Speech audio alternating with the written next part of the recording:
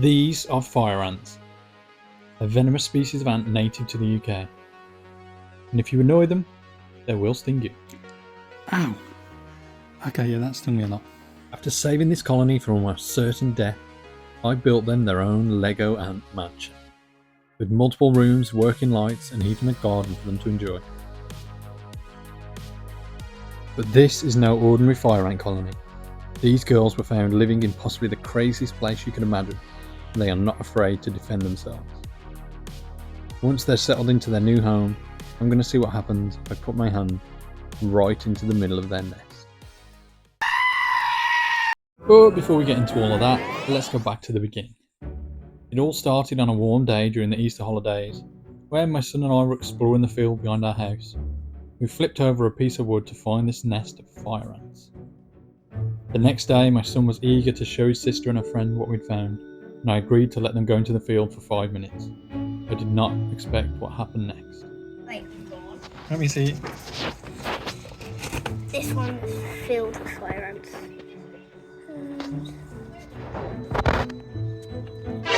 My son had come back home carrying a holiday animal bone filled to the brim with fire ants.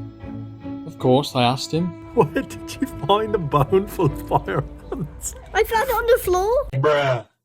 Now I have no idea what animal these belong to or why they were even in the field, but my son now knows not to pick up random bones.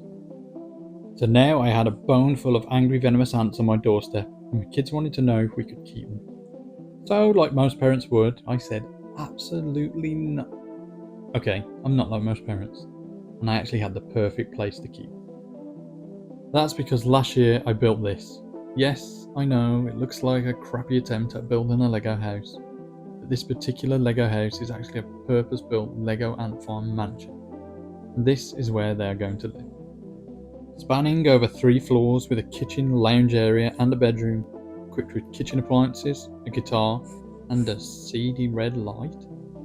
It was completely sealed other than a removable lid held in place by magnets and a small hole in the bottom, which would allow me to hydrate the nest.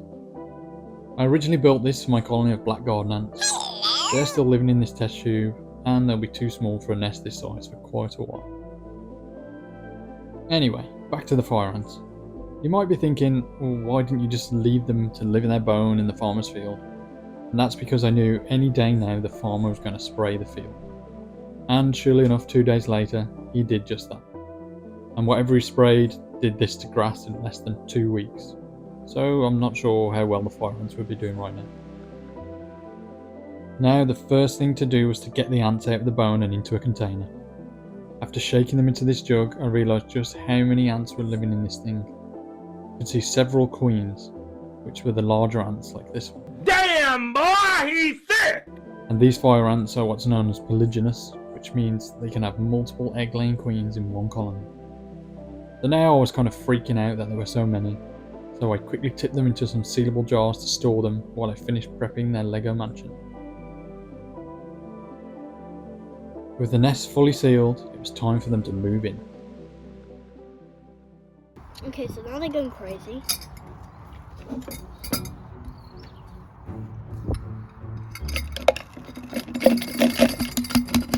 Okay, that'll do. Oh gosh. Max, Yeah, Max, go, pour them in. Oh, no, it's fallen down. This was no easy task, and ants were getting absolutely everywhere. So I collected as many strays as I could using a paintbrush, and after tipping in the second load, I decided I'd add the rest at a later date. During the move into the nest, I decided I would find out exactly why they are nicknamed fire ants, and hold this worker in place until she stung me.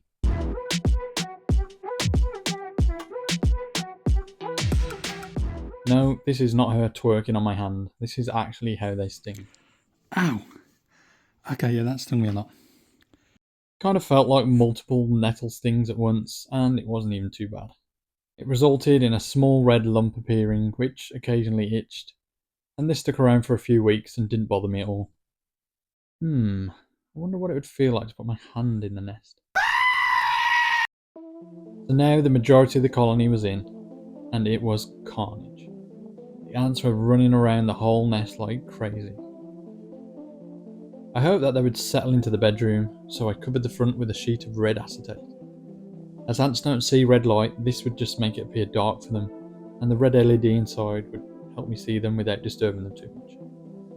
But of course, they didn't care that I'd made the bedroom all cozy for them. They were used to living in a FEMA. So they decided to settle into the kitchen, more specifically, the Lego oven. The bedroom obviously wasn't ideal enough for them, and I'd probably focus too much on how it looked rather than what the ants need. This species in particular liked it to be quite humid, and the pool of water underneath just wasn't providing enough humidity. So I tidied up the kitchen as much as I could, and filled up their bin with some damp soil to see whether they would use it to build their own nest. They seemed to like it, and I kept seeing workers go into the bin, but the colony just stayed in the oven. So then I decided to make an add-on to their Lego mansion and build them a more natural setup. I filled an old plastic jar with cocoa fibre, added a small plant, a rock and some dead wood for hiding under, and connected it to the kitchen with some airline tubing. I also added this middle section full of sand in case I wanted to add any further sections to the nest later on. And it didn't take long for the ants to find the tubes and start to explore.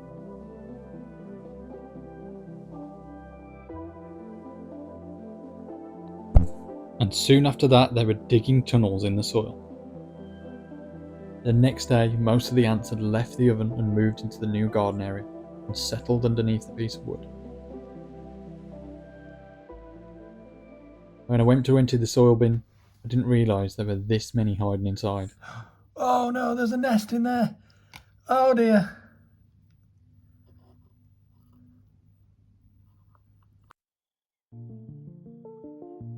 A few of the ants seemed to still be hanging around in the bedroom, and I hadn't fully given up on it being a good nest. So I decided to do some remodelling on the basement of the bedroom. I decided to use some aerated concrete as it's a good material for retaining moisture, so I cut it to the size of the room and carved out tunnels for the ants. I added a larger hole in the bottom for the water bowl to sit underneath, which will also help raise the humidity. And lastly, I added a small hole that can fit this pipette into and spray water directly onto the concrete block. A few stragglers had managed to escape during the redesign, but I collected up any I could find and dropped them back in. Now, remember the ants I'd left sealed in the jars? It was time for them to move into the nest. I'd added a test tube which I'd covered in foil to make it darker into the jar, which worked great at collecting as many ants as possible. All I had to do was scoop it out and then drop it into the nest.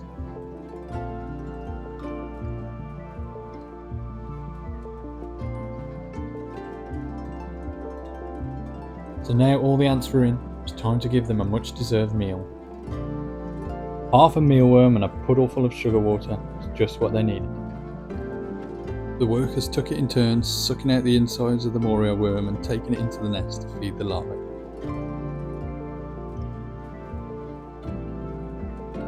I didn't risk putting in a whole moria worm because these guys pack quite the box.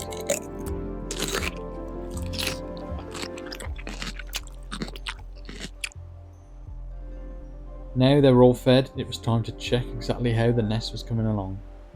As I couldn't really see them in the garden nest, I had no idea how they were actually doing. So I lifted up the wood and got a great surprise.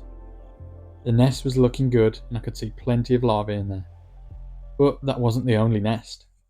The ants had also moved into the bedroom nest.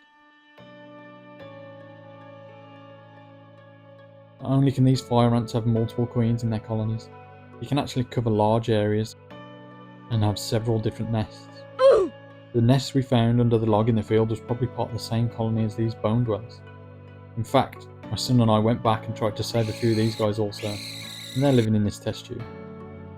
I might investigate and try to see if they're all one happy colony in the future. The last thing I needed was to add some of the super soil from my terrarium. This terrarium is packed full of springtails and other microorganisms, which will help keep the garden nest free from mold.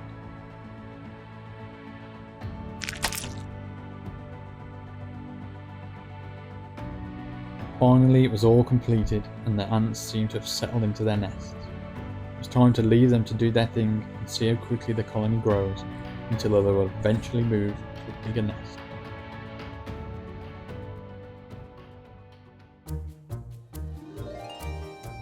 Now being over a month since my son came home with a bone colony, and things are doing great. They're still using 2 nest areas, and I can see some juicy larvae in the bedroom, though I expect some more workers soon. I can't wait to see how this colony progresses and grows, and provide updates along the way. But now, there's just one thing left for me to do. It's time to find out what happens when I put my hand right into the middle of the nest. So, here goes.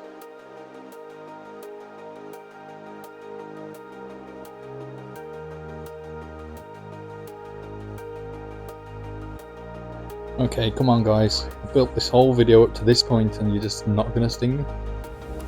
I had around 10 workers running around on my hand with their jaws open, and none of them would sting me. After a few minutes, I started to brush them off and one of them finally got me. And she got me good. This one felt nothing like the first sting. It actually hurt quite a bit. Ow! Within 2 minutes my whole finger was burning and I could feel it radiating into my hand. Then just my little finger started to sweat, which was weird. Ow, that's actually throbbing. I'm so glad it was just the one that stung me and not all 10 of them. Anyway, I think I'll be okay.